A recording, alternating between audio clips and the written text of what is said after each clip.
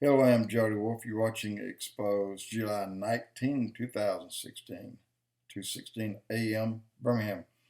And the topic, the stars that fell to earth, and mentioned in Revelations chapter 12, verse 14, and also in Revelations chapter 6, verse 13. There will be two events where these stars will fall to heaven, and what kind of damage is it going to do? So let me tell you about that. I don't know the reason these stars I know why they were placed in heaven where they are. They're there for us to gauge our seasons, our years, our dates, and every date that's biblical, everyone that's has a special meaning, like the four blood moons, and just all kinds of things. These are dates. These are the signs in the skies that will tell us when these dates have come. So they've been here before we have been here. They were already set in place by God so that they give off light telling us this is the time of the year. And none of them move. It is us that's moving. So people are talking about this NIBIRU is going to come out of nowhere and crash into Earth. No planet's going to crash to Earth. And although it says right here, Revelations chapter 12, verse 14, the great dragon with a woman that stood in front of it, his tail swept a third of the stars of heaven to the ground. And then Revelation 6:13, the stars of heaven fell to the earth. Okay, if the stars are falling, don't you think that it wouldn't take more than one of them to destroy this planet and blow it into trillions of bits of dust to scatter all around the universe as another dust cloud somewhere? The stars are angels. The stars mentioned in the Bible that are set for our times, our planting, our harvesting, our winter date begins this day at 12:01 a.m. Our spring starts here, and you know, everything is set by the stars. But they're not moving about to new positions all the time. We are. And but one time, one star did move. He moved from his place, according to Enoch. And Enoch sent an angel, and I think it was Michael, to go and punish the star that moved and put him in timeout. Really happened. Read that in Enoch. I don't know if the stars were placed or the angels. Let's talk about angels since that's what they are. Now, there are stars up here. There's giant solar systems. There's Betelgeuse. There's these enormous solar systems with billions and trillions of stars in them. So this is not taking any from there. I mean, we're talking about the ones that we use as our timepieces and nothing more. And so they will fall one day because it's God will, you know, some of them God will sweep them down here by the dragon's tail. Some of the others, it's time for them to fall. They'll fall to earth. I think some of these that'll fall to earth will be some of the 200 that came down with the watchers and had sex with the daughters of men.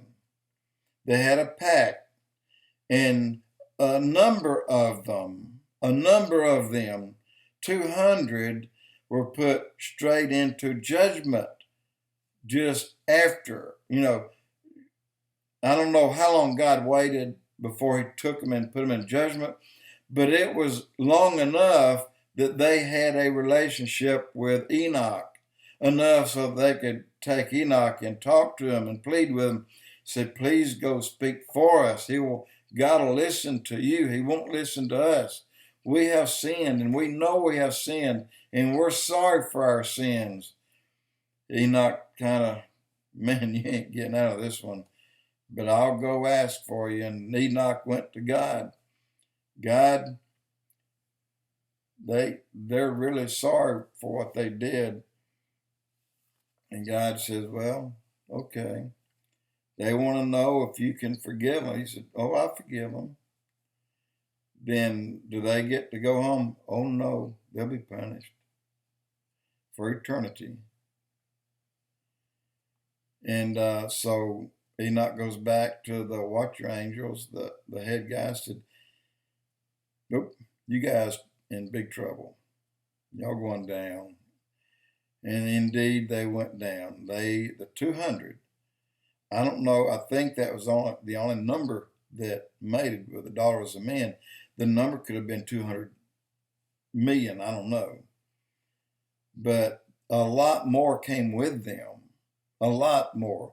If 200 had sex, you probably had at least several thousand that said, man, you guys are crazy. But yet, as punishment, God may have used the others and set them in places. So you will sit here for the next 6,000 years. This is what you will do. And you don't move, because I have my angel to watch you to make sure that you don't move. So you will sit right here in this spot that I put you, and you will give your light to earth for the next 6,000 years.